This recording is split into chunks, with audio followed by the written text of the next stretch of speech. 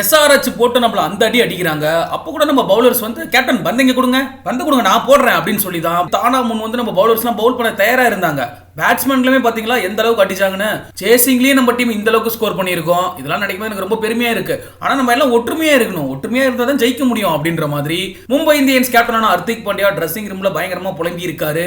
ஒற்றுமையா இருங்கப்பா அப்படின்ற மாதிரி திரும்ப திரும்ப சொல்லிட்டே இருந்திருக்காரு. அந்த வீடியோ தான் இப்ப வெளியாகி சோசியல் மீடியால வைரல் ஆகிட்டு இருக்கு. ஓகே, என்ன நடந்திருக்கு, ஹர்திக் பாண்டியா என்னலாம் சொல்லியிருக்காரு அப்படிங்கறதெல்லாம் டீடைல்டா பார்க்கலாம்.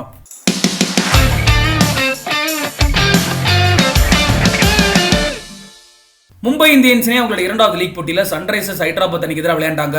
இந்த போட்டியில 31 ரன்கள் தேசத்துல மோசமான தோல்வியை பதிவு பண்ணிருக்காங்க. இந்த மேட்ச்ல ஃபர்ஸ்ட் பேட்டிங் செஞ்ச ஹைதராபாத் அணி 20 ஓவர்கள் முடிவுல 277 ரன்களை குவிச்சாங்க. ஐபிஎல் வரலாற்றுல புதிய சாதனையை படைச்சிருக்காங்க. 17 ஆண்டுகால ஐபிஎல் வரலாற்றிலேயே ஒரு அணியால் குவிக்கப்பட்ட அதிகபட்ச ஸ்கோரா இதுதான் இருக்கு.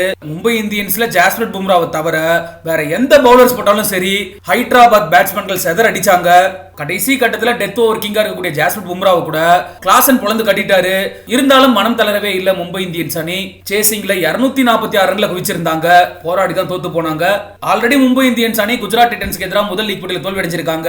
இப்போ ஹைதராபாத் கூட இரண்டாவது லீக் போட்டியில் தோல்வி அடைஞ்சிருக்காங்க. இதனால தொடர்ந்து 2 போட்டிகளை தோல்வி அடைஞ்ச மும்பை இந்தியன்ஸ் அணி புள்ளி பட்டியல்ல 9வது இடத்துக்கு தள்ளப்பட்டிருக்காங்க. ஹைதராபாத்துக்கு எதிரான தோல்விக்கு அப்புறம் தான் மும்பை இந்தியன்ஸ் கேப்டனான ஹர்திக் பாண்டியா டிரெஸ்ஸிங் ரூம்ல மும்பை இந்தியன்ஸ் பிளேயர்ஸோட பேசி இருக்காரு. அந்த வீடியோ தான் இப்போ வெளியாகி இருக்கு. அதுல என்ன சொல்லியிருக்காரு அப்படின்னா, எப்பவுமே கடினமான வீரர்களுக்கு தான் கடினமான சோதனைகள் இருக்கும். இந்த ஐபிஎல் தொடர்லயே ரொம்ப டஃப்பான டீம் அப்படின்னா அது மும்பை இந்தியன்ஸ் தான். இவ்வளவு பெரிய டார்கெட் இருந்தாலும் கூட நம்மளுமே சேசிங்ல அதிக ஸ்கோர் எடுத்திருக்கோம். கண்டிப்பா வேற எந்த டீமாலையுமே இதை செஞ்சிருக்க முடியாது. ஒரு பேட்டிங் குழுவா இதை நினைக்கும் போது ரொம்பவே பெருமையா உணர்றேன். ஃபினாலி நம்ம எல்லாருமே மும்பை இந்தியன்ஸ் பிளேயர் தான். எனக்கு கூடுதல் பெருமையை கொடுத்தது நம்ம பவுலர்ஸ் தான். இந்த நாள் நமக்கு ரொம்பவே டஃபா இருந்தாலும் கூட பவுலர்ஸ் யாருமே பயந்து ஓடல. ஒவ்வொரு பவுலருமே பந்து என்கிட்ட கொடுங்க அப்படின்னு சொல்லி ஆர்வமா தான் இருந்தாங்க. இனி வரக்கூடிய போட்டிகள்ல ஒருத்தருக்கு ஒருத்தர் உதவியா இருக்கணும். எந்த நல்லது கெட்டது வந்தாலும் ஒன்னா ஒரு டீமா எதிர்கொள்வோம் அப்படின்னு சொல்லி ஹர்திக் பாண்டியா சோகத்திலையும் சந்தோஷமா இருக்க மாதிரியே பேசியிருக்காரு. கடந்த 2 போட்டிகளை தோல்வி அடைஞ்ச மும்பை இந்தியன்ஸ் அணி அடுத்தடுத்த போட்டிகளில் சொந்த மைதானத்தில் விளையாட இருக்காங்க.